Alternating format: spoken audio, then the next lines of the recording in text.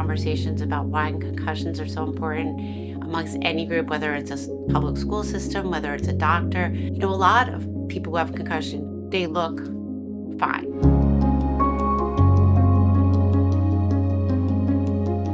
I thought concussions just went away, but sometimes they stick. They stick a lot. It meant that I couldn't go back to the way that my life was. I was a teacher in my former life. I was a musician in my former life. And as hard as I tried to be the person I used to be, that Carol, that old Carol, she was gone. I also, shortly thereafter, I found out I was pregnant. My symptoms were blamed on my pregnancy until a year later, and I did meet someone educated in brain injury, and she gave me a care plan, but it was a year out.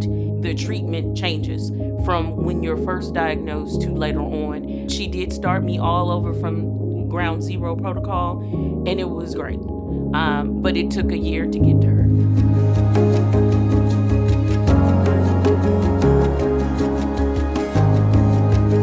The more times I share my story with people, the more times they open up, and I think brain injury impacts so many people.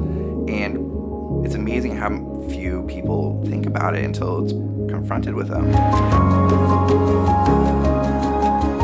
Recently, I was in New Zealand to present on concussion, and I fell and broke my wrist. At that point, they said I had a concussion, but there was really no follow-up care around that. One of the really hard things about a brain injury is I was more impacted by my concussion going through those days than my broken wrist, but because I had plaster and it was visible, that's what people were responding to.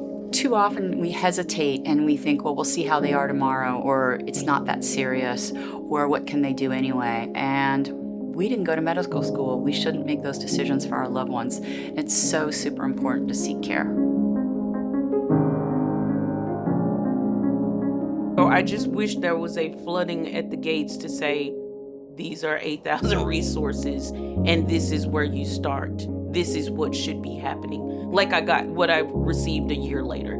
I wish that was like the standard, no questions, no nothing. This is what you don't do. I didn't know you could reactivate your symptoms.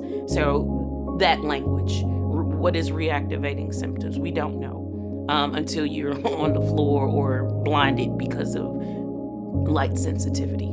So I just wish that was more available at the time of diagnosis in the ER.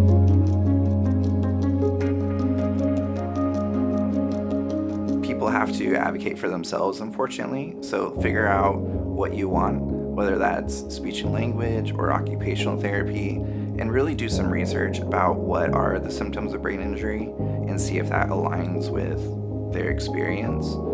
They know the most about their experience and also what they were like before and afterwards. So trust yourself. Trust that you acknowledge that there's something different or something off, and go with your gut and just keep exploring that.